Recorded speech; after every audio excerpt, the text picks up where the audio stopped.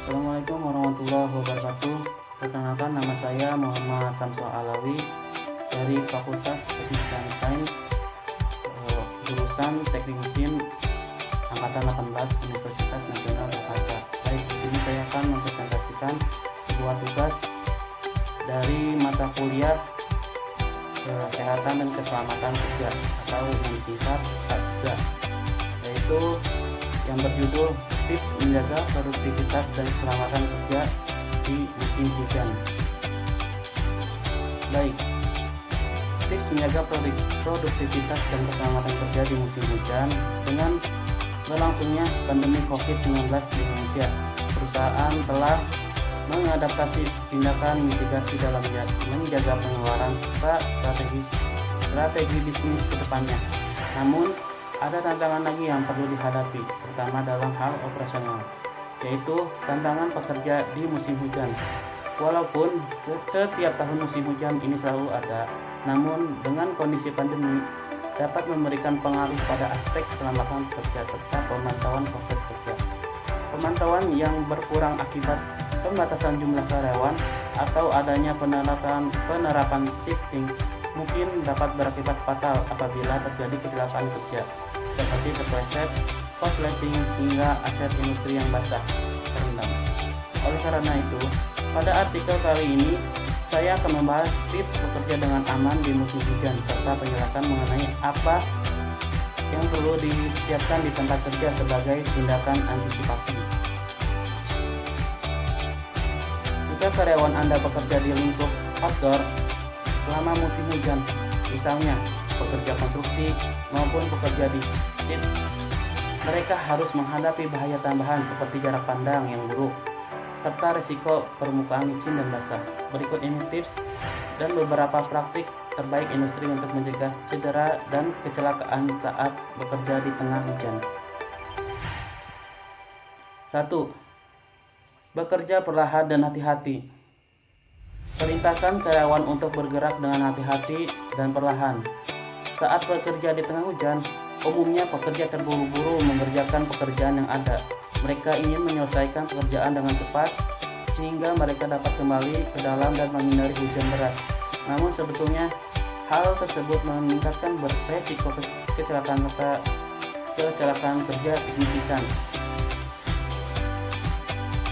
Oleh karena itu, instruksikan pekerja untuk melakukan hal sebaliknya, yakni bekerja secara perlahan dan hati-hati untuk menghindari risiko terpleset dan jatuh,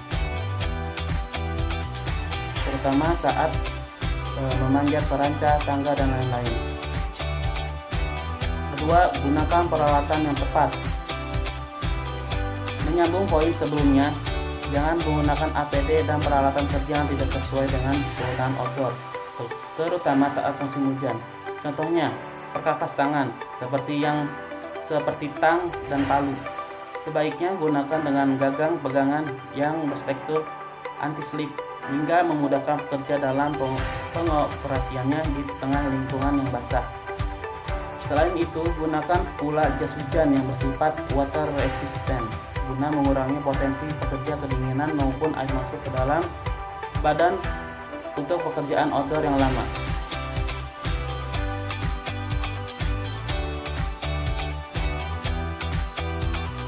Selanjutnya, waspada kabel listrik. Kabel listrik merupakan salah satu bahaya terbesar yang dihadapi pekerja selama musim hujan.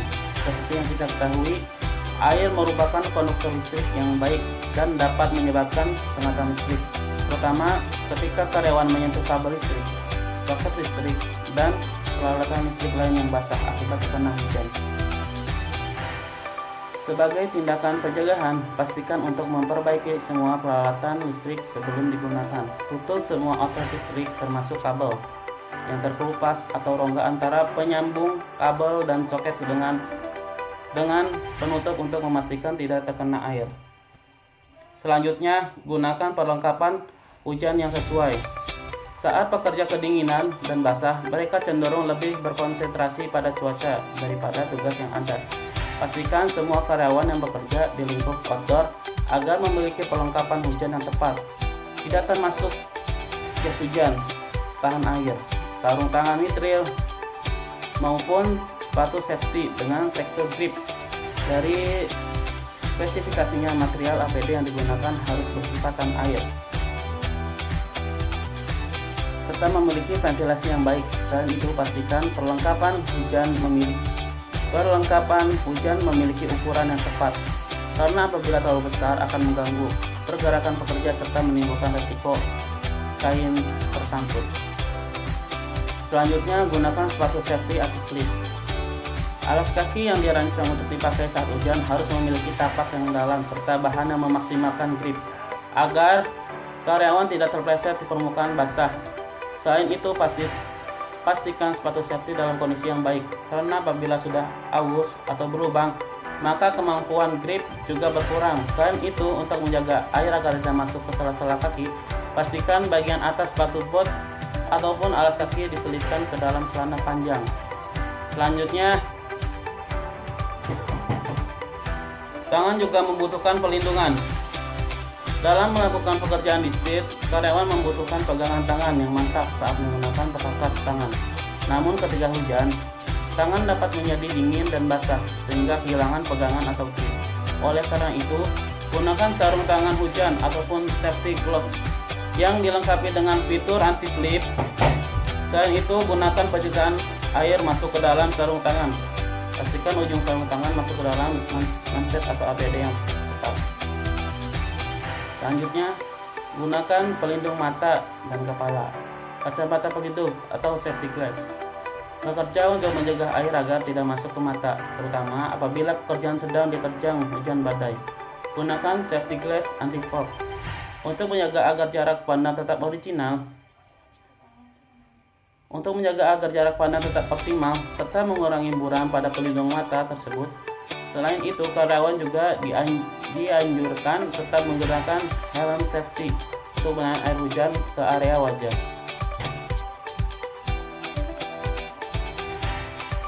Selanjutnya, maksimalkan penerangan di lingkup kerja outdoor.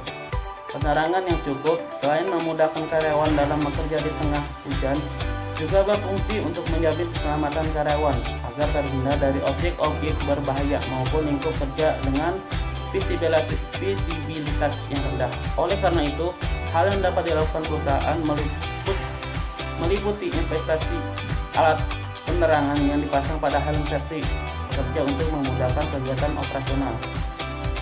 Selanjutnya, kenakan jaket atau rompi berwarna cerah dan reflektif.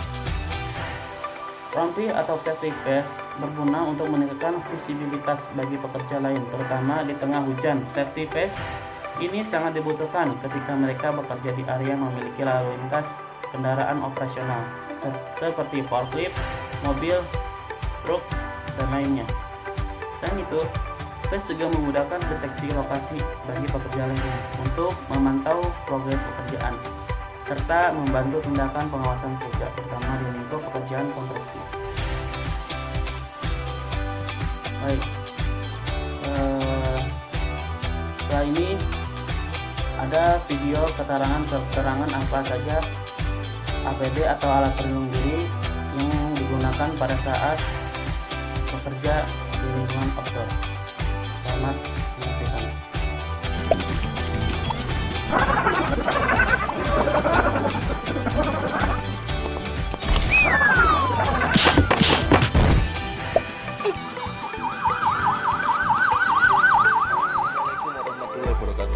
Video barusan menggambarkan betapa pentingnya kita menggunakan APD. Ketika kita bekerja tidak menggunakan APD, maka akan terjadi sesuatu hal yang tidak kita inginkan.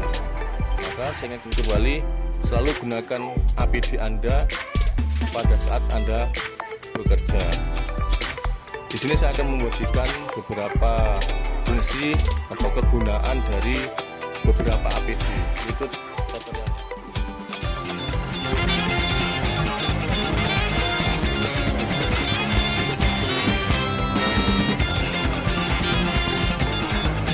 Digunakan untuk melindungi kepala dari paparan bahaya seperti kejatuhan benda ataupun paparan bahaya aliran listrik.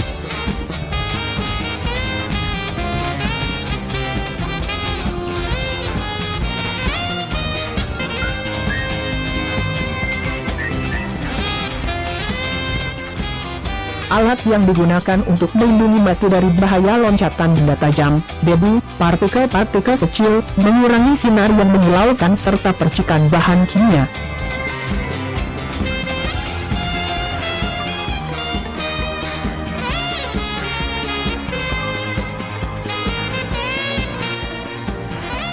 Berfungsi untuk mencegah terjadinya kontak atau kecelakaan. Dirancang secara khusus dan dilengkapi dengan reflektor atau pemantul cahaya untuk memberikan perlindungan optimal bagi para penggunanya.